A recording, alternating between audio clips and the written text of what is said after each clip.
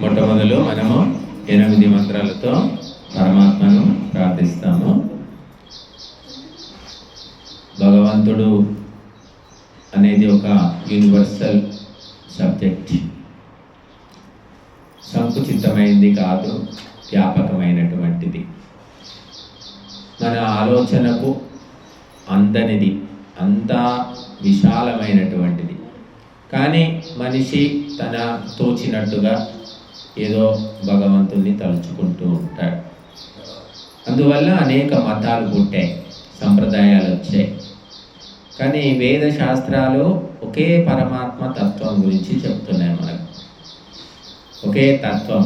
ఆ తత్వాన్ని మనం తెలుసుకోవాలన్నా, సాధన చేయాలన్నా, పొందాలన్నా అనేక జన్మలు అని చెప్తున్నాయి.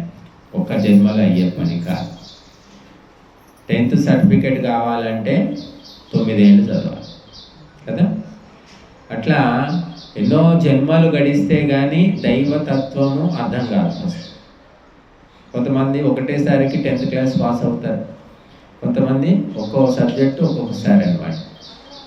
6 సబ్జెక్టులకు 6 ఏళ్ళు, ఇంకా 6 ఏళ్ళు కావచ్చు, 10 ఏళ్ళు కూడా కావచ్చు, ఉన్నారు కదా. అలాగా మరి దైవతత్వము అర్థం చేసుకోవడము, ధర్మ లక్షణాన్ని తెలుసుకోవడం, ఇవి రెండు ఈనాడు చాలా అరుదుగా కనిపిస్తున్నాయి. కాబట్టి ఇవి తెలుసుకోవాలంటే సాత్విక బుద్ధి కావాలి.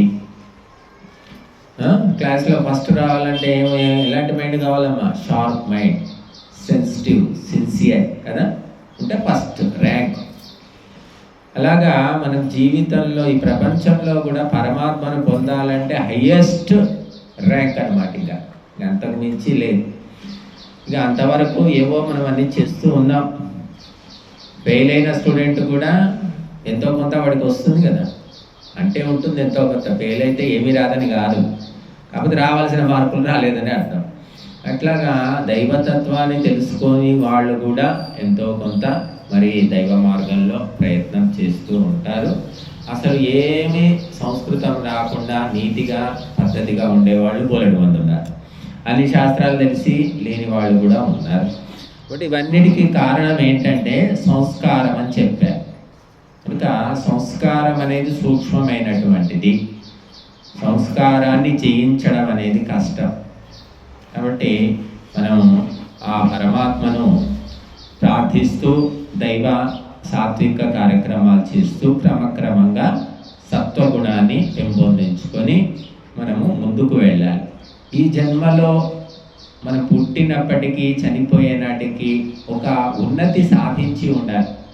ఆత్మోన్నతి అంటాం.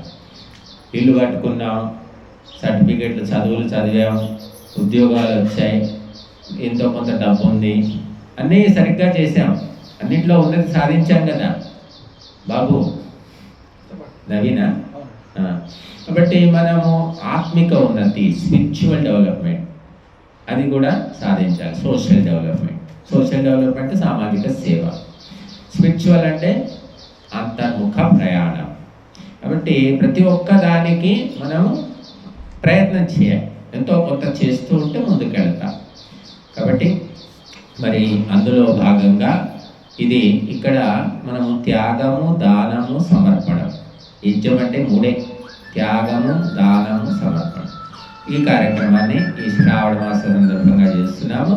మరి ఆ పరమాత్మను మొట్టమొదలు 8 మంత్రాలతో ప్రార్థిస్తాము. వచ్చిన వాళ్ళు మాతో పాటు చెప్పండి, రాని వాళ్ళు మౌన